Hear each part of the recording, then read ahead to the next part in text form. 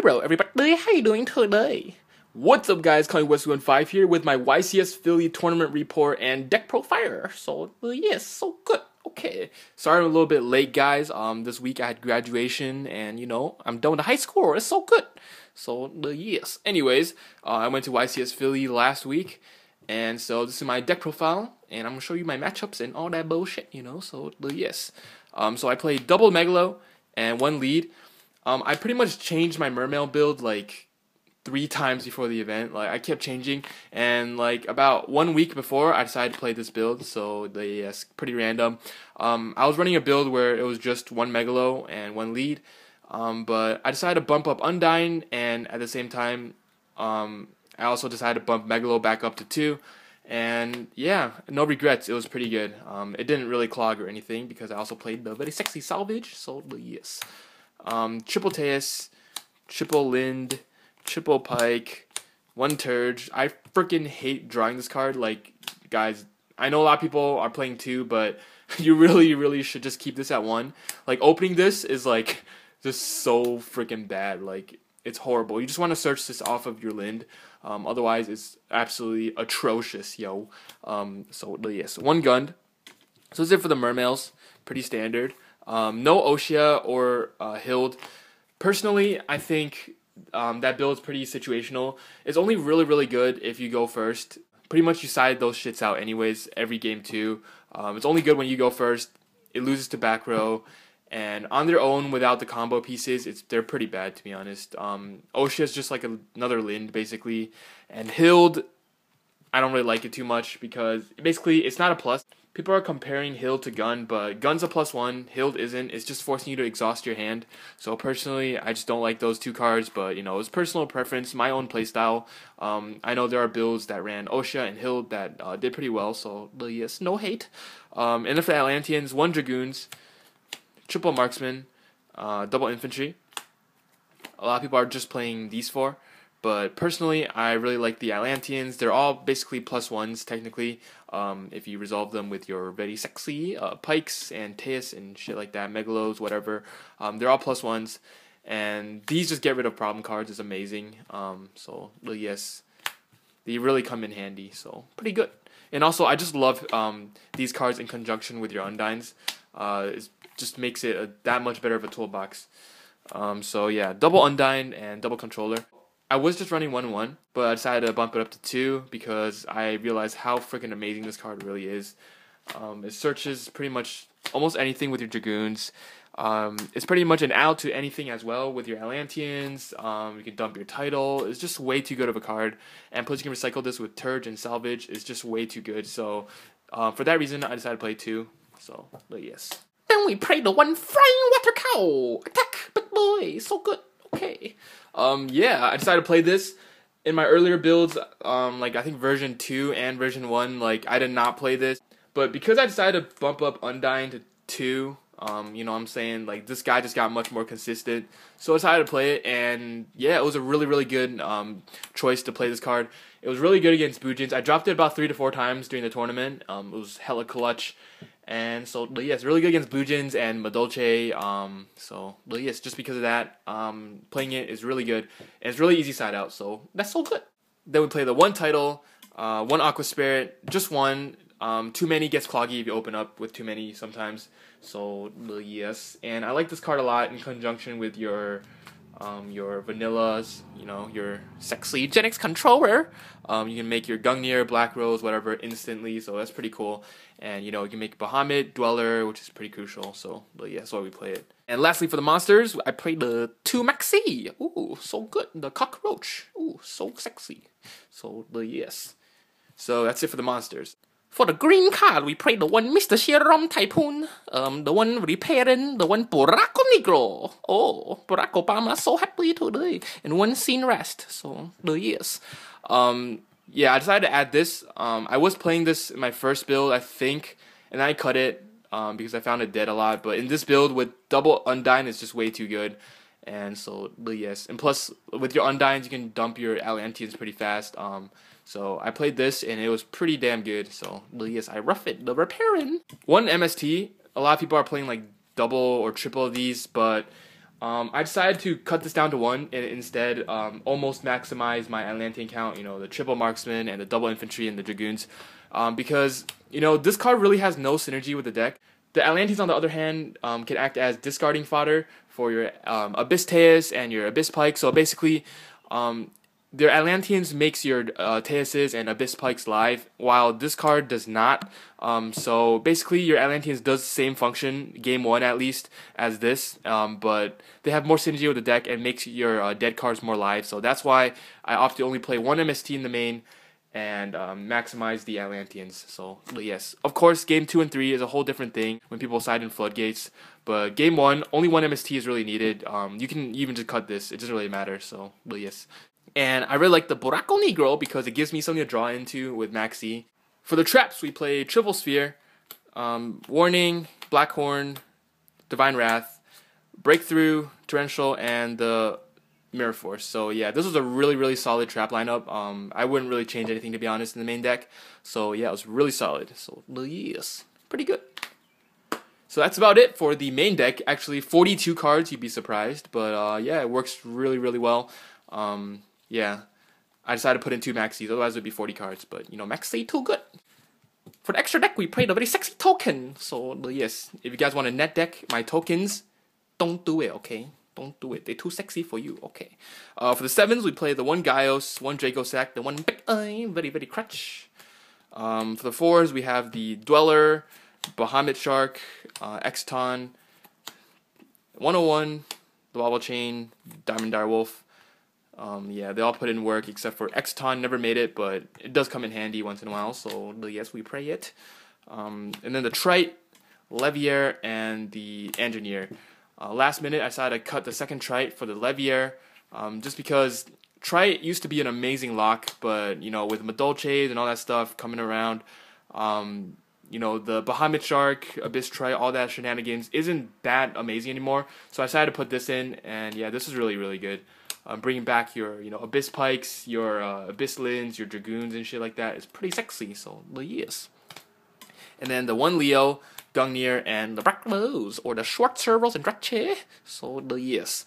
Gungnir is pretty clutch. It triggers your Atlantean effects, your gun, and just allows for more sexy praise, so yes. Really, really solid extra deck. For the side deck, we played the double Fossil Dyna. This was basically for like artifacts and other random shit. Gear, I guess. For the traps, we have the double Blackhorn, second and third one, 1 DNA Surgery, 1 Breakthrough Seal, double Gozen Match. Didn't side these at all because these were basically for Dragons and Sylvans. I was actually pretty scared of Sylvans. A really, really good deck, but didn't run into any. It seems like Sylvans really didn't get a big showing at the event. So that was one of the main reasons they didn't top, in my opinion. But if more people played it, I'm pretty sure they would have topped. It's a really, really solid deck. So yeah, I didn't side these at all because I didn't go against any decks that they were good against. But yeah, they're there. For the spells, we have really second and third MSTs. Triple Zombie World. This was against Noble Knights if I ran into any Bujins or any rogue spellbooks or whatever. Just random stuff, you know. But yeah, I was pretty good against Bujins along with my DNA Surgery. And then my 2 very sexy spell cards. Forbidden Graveyard. Yeah, this was against like artifacts mainly. And decks that, you know, use the hands or whatever, any anti-meta bullshit. So, yes. So that's it for my side decks. So, yes, now I will tell you my matchups. So, yes. Anyways, somebody, what the hell do you do today? Punch you in the face, oh my god. Anyways, sorry about that. Freaking Chow Chow Chan. Going crazy in the hell. But anyways, so round 1, freaking random. I played against Chronomalies. Yeah, Disc hasn't been released yet. I don't know if he realized that. So the deck's pretty shit. So I 2-0'd that pretty easily. So yes, round 1 was pretty much a joke. Round 2, I played against Bujins. And damn, son, I freaking have a thing against Vanity's Emptiness now. Basically, game 1 and 2, I lost to Vanity's Emptiness. Freaking stupid. I hate floodgates. So basically, I just couldn't draw into my MSTs, couldn't draw into my Atlanteans. By the time I got the out in game 2, he already had like freaking 2 turtles and a hare and could just go off. So I pretty much just freaking lost that one pretty hard to Vanity's Emptiness. And so, yes, it was pretty bad. My hand was, like, filled with, like, Teus, gun, just all this random shit. I couldn't even get my freaking Pike to search my Undyne. It was just horrible. I couldn't summon my Teus. His freaking Vandy's Emptiness just screwed me over pretty hard. So yeah, I lost round 2 to Boojins. Round 3, I played against Madolche, and I 2-0'd that pretty easily. I think Madolche is a really overhyped deck. They aren't too hard to stop, to be honest. Like, basically, they can make one big push every turn, and every turn, if you can just stop them, they're Angeli or Hootcake or whatever through an effect negation or a summon stopper or something. Basically, you'll just win the game. So yeah, 2-0'd that. So right now I'm X-1. Going to round 4. I played against Robert Boyajin, which is pretty sexy because he's a really good player. Topped many YCSs, and it was a mirror match, so that was pretty fun.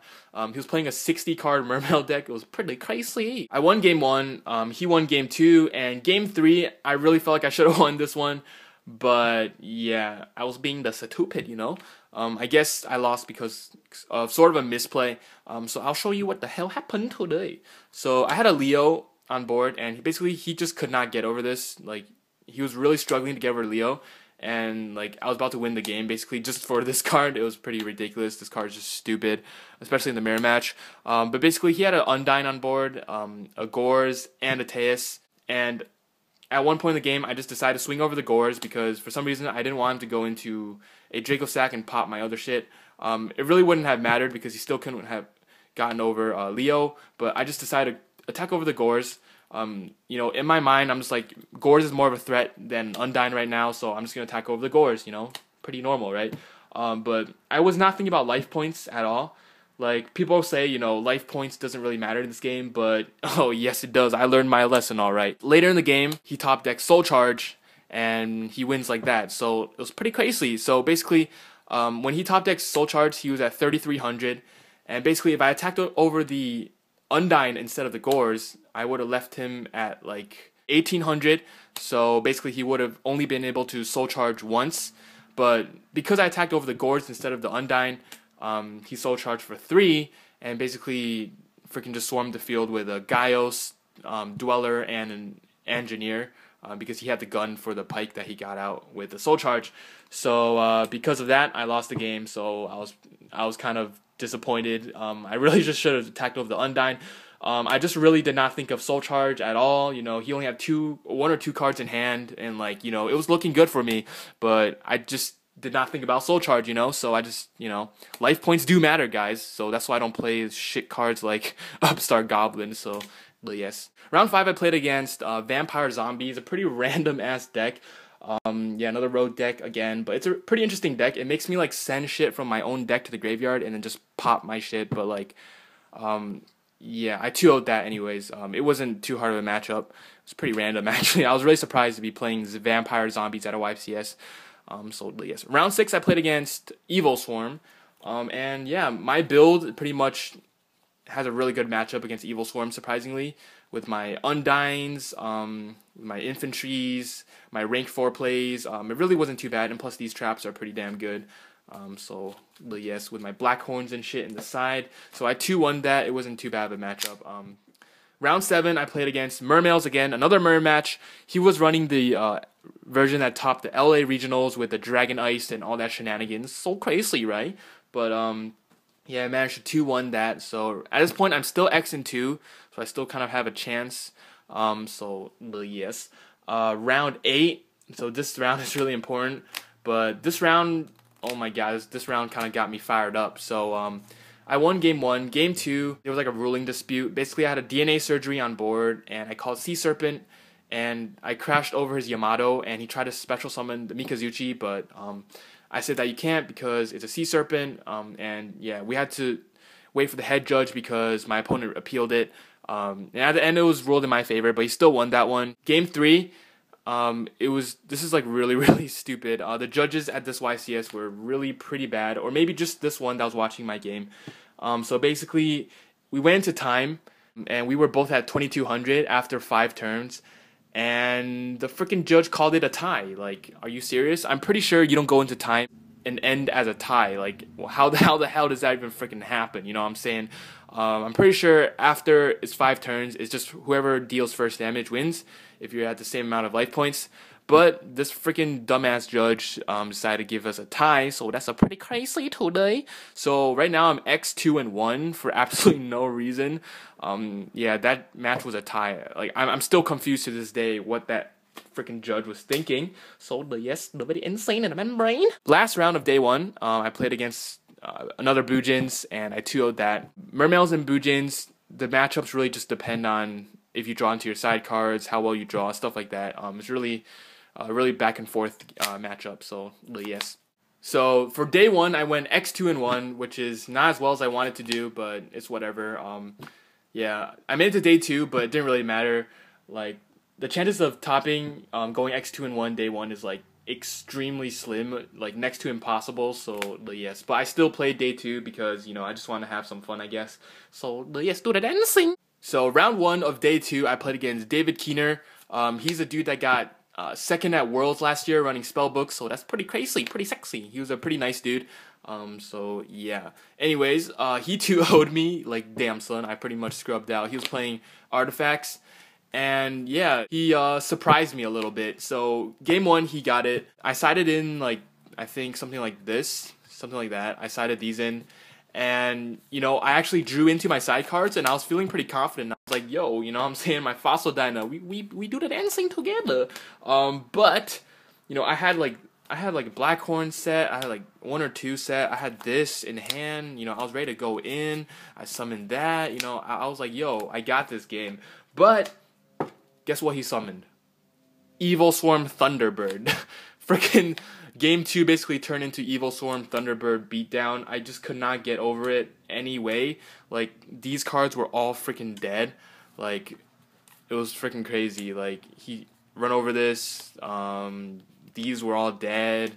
Like, he didn't even use any of his artifact cards. He just used his artifact ignition to pop some of my back row for no reason, really. And just kept poking me with Thunderbird, and I just could not get over Thunderbird. By the time I had fodder for my Abyss Teus, and summoned the Teus, he had the Traptrix Trap Hole Nightmare, and yeah, he just won that. So he 2-0'd me, and I just dropped from there because there's only 1 round left, and there was no point in really playing it, so yes. So yes, after I dropped, I got kind of bored, so I decided to enter the Winamat. So single elimination. And round 1, I played YuGiOh, and I 2-0'd that. Round 2, I played Evil Swarm, and I 2-0-1 that. Round 2, I played Evil Swarms, and I 2-1 that. As I said, this build is pretty good against Evil Swarm. And in the finals, I played against Hands, Artifact, Traptrix, the crazy new anti-meta deck, which is pretty funny because it's anti-meta, yet it's meta. So yeah, pretty funny, pretty ironic. He ended up winning that one, 1-2. Basically, it came down to this game 3. Pretty much, I was trying hard to play around his Blackhorns, Traptrix, Trap Hole Nightmares, and all that shit. And I played around all this stuff to the point where he only had 1 back row, and I was about to secure the game. I had like a lead and some other stuff on board, and I was just swinging for game. I attacked, and of course, the set card was a freaking Call the Haunted, and he brought back his Moral Tech. And he popped my lead, and I couldn't get over the Moral Tech with my other shit that was on board. And from there, he won. He top decked a Dionea next turn and made a Dweller, and yeah, I couldn't do anything. So that was really, really disappointing. The fact that he had the freaking Call of the Haunted at the perfect moment. But that's the YuGiOh for you. So, but yes. Yeah. Overall, the event was pretty fun. I met the MCO40, which was pretty crazy. I was really surprised that he was actually like twice the size of what I imagined him. He was pretty crazy. Yeah, I spotted him far away eating a hot dog. That's my first impression of him, which is pretty crazy. But yeah, anyways, I'm just gonna end the video right now. This video is way too freaking long. So anyways, next big event I'll be attending is Nationals. So if you're going, let me know so we can do the dancing. So yes, thanks for watching, guys, and peace.